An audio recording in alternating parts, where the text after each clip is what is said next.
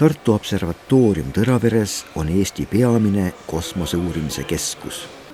2021. aasta augustikuus toimus siin eelkõige koolinoortele suunatud õppepäev nimetusega Karjääriredel viib kosmosesse. Terve päeva vältel tutvustati kosmosega seotud teemasid ja näidati, et nii mõnegi kosmosega seotud probleemi lahtimõtestamine on ka kooliõpilastele jõukohane. Esimese teemana käsitleti satelliitide temperatuuri kontrolli. Mina olen Riho Vent ja mina töötan Tartu Observatooriumis, mina olen laborite juht.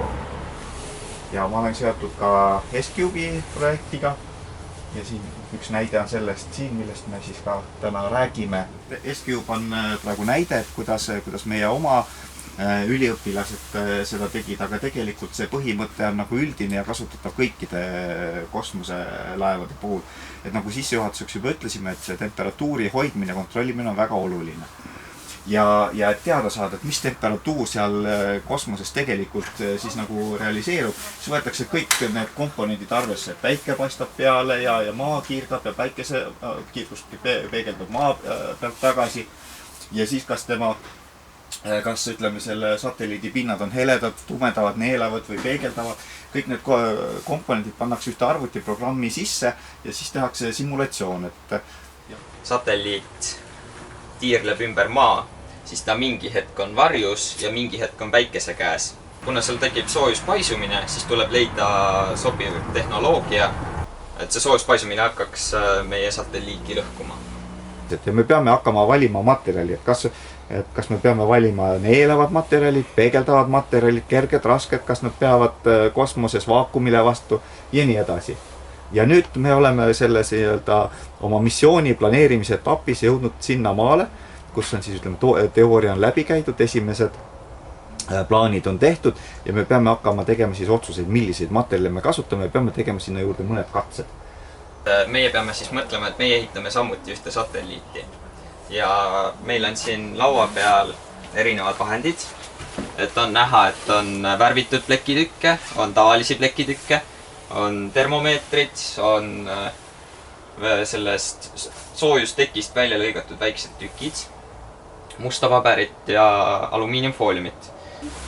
Te peate välja mõtlema katse, kuidas siis teha kindlaks, et millised vahendid või materjalid ja värvused sobivad siis teie satelliidile. Plaan on selline, et peate ehitama midagi sellist. Et must paber on teil seal laua keskel, fooliumist lõikatud kaise, aga need kuldsed tükid seal selle alumiiniumteipi all on teil valmis lõigatud. Et peaksite nagu kleepima 2 termomeetrit, nagu et üks läheb niimoodi ühe taha siia keskel umbes. Ühe taha ja teine siia teise taha. Ja niimoodi, et te teiselt poolt seda näitu näete. Läbi viidud katsete peamine eesmärk oli määratleda, kuidas erinevad materjalid peegeldavad või neelavad soojuskiirgust. Kuidas erinevad pinnakatted võivad mõjutada satelliidi temperatuurirežiimi ja tulemused olid vägagi kõnekad. Alustame siis viimase osaga, mis on siis tagasiside. Jaoks esiteks oli väga üllatav see, et must materjal või see must pind neelab nii palju valgust ja ma mõtlesin, et pigem on see neelab rohkem, see sõltub materjalist, mitte nii palju värvist, aga see must plekk on ikka tõesti väga kõrge. Ja teiseks ma ei teadnud, et see S-Cube nii väike oli, ma mõtlesin, et on suurem. Mul tuli võib-olla üllatusena see, et must paber ja värvitud plekk, mis olid mõlemad mustad ja enam-vähem nagu sama tekstuuriga ka, et üks ei olnud oluliselt krobesem kui teine. Aga see temperatuuri erinevus tuli peaaegu 2-kordne. Ma seda poleks nagu oodanud. S-Cube näeb välja nagu kast. Väga hea tähele. Mis sa mõtlesid nagu kilekott või?